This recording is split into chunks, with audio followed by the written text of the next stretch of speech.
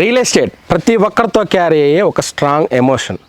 తెలుగు వ్యక్తులకైతే ప్రత్యేకంగా real estate గురించి చెప్పాల్సిన పని లేదు. కొంత డబ్బులుంటే చాలు కొంత జమ చేసుకొని రియల్ ఎస్టేట్ని కొనటం మనం నిత్యం చూస్తూనే ఉన్నాం. కాకపోతే కాలానుగుణంగా మెట్రోపాలిటన్ సిటీ కల్చర్ పెరిగే కొద్దీ ఏంటంటే మెట్రోపాలిటన్ సిటీస్కి దగ్గరలో ఒక మంచి అసెట్ని కొనగలిగితే ఒక వెల్త్ క్రియేషన్ చేసుకోవచ్చు. అలానే నెక్స్ట్ జనరేషన్స్కి ఒక మంచి అసెట్ని వచ్చిన ఆలోచనతోటి ఎంతోమంది హైదరాబాద్ లాంటి చుట్టుపక్కల ప్రాంతాల్లోని రియల్ ఎస్టేట్ని సంప్రదిస్తూ ఉన్నారు.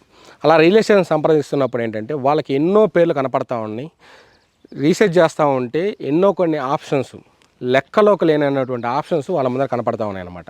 కాకపోతే ప్రతి ఒక్కరి డ్రీమ్ ఏంటంటే వాళ్ళకున్న అసెట్ లక్షల్లో కొంటే కోట్లయిపోవాలి, రెగ్యులర్ ఇంటర్వెల్స్లో అప్రిషియేట్ అవుతూ ఉండాలి, మనం రీసేల్ చేసుకుంటే వెంటనే రీసేల్ చేసుకునే విధంగా ఉండాలని చెప్పి ఒక అంచనాతోటి ఒక రియల్ ఎస్టేట్ అసెట్ని కొందామనే ఆలోచనతో రియల్ ఎస్టేట్ని చూస్తూ ఉన్నారు.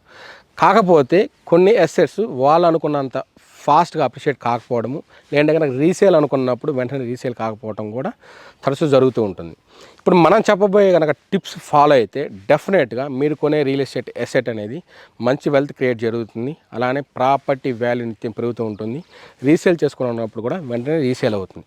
ఆ గోల్డెన్ టిప్స్ ఏంటో ఇప్పుడు మనం ఈ వీడియోలో తెలుసుకుందాం. నేను మీ Sai Krishna. Welcome to my channel Sai ప్లాటిఫై.